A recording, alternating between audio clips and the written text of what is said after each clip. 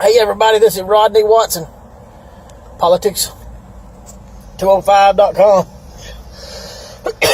Alabama's voice of reason, and I'm a candidate for the county commission, District 3 seat, Jefferson County.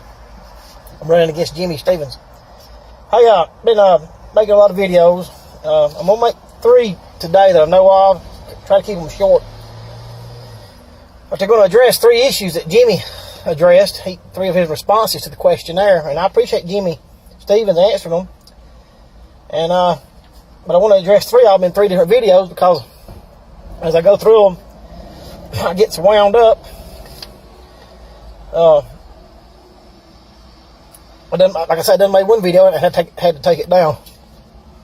But I get so wound up going from one topic to the next. It's just better if I break them up into 3 topics. But hey, this is a T-shirt that I had made. I had a box full of them made. I've had them about 2 months. And I was going to sell them and raise some money. They was costing me, I think, $8 to make them, and I was going to sell them for $16. Got, I don't know, raised about $20,000, and got to talking to some people about just donations in general, and not selling some shirts. People wanting to give some money, and they always want some favors, and I just backed off the fundraising, and I just did what I could with what I had, because I'm not going to be able to do any favors except just in the general, for the general population, you know what I mean? The general welfare. I mean, I just can't take money from somebody and then them expect me to give them a favor. And it wasn't anything bad. It's just sometimes it's just human nature, But let me address this one issue that Jimmie addressed about the litter. And the question, I think it was the first question that Bill put out to us, and it was about how bad the litter has been and how it affects us and what the answer is to it. Excuse me. Anyway, this shirt says it's a D3 thing. And we may have a use for them after the election if we get something going out here in District 3 as far as a little group. But back to this litter deal. We were both asked about the litter situation and what the answer is to it. And Jimmie,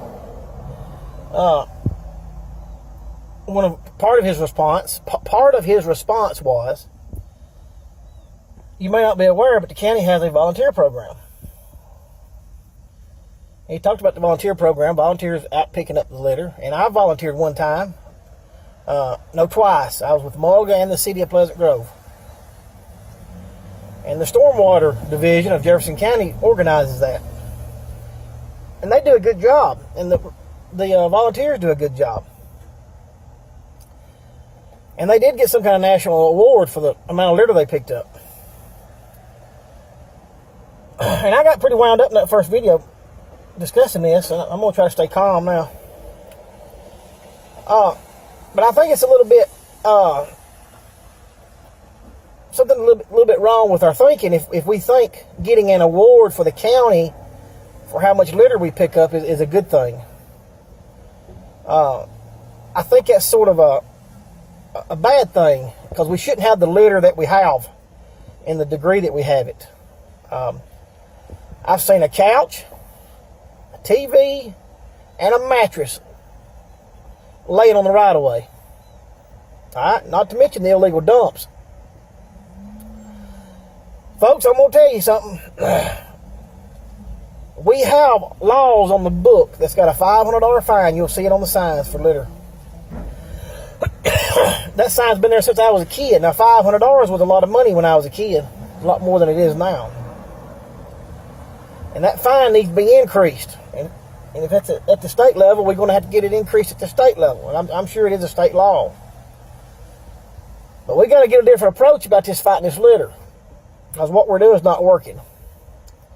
Now, y'all, I'm going to be honest with you. I'm going to do a little political double talk here.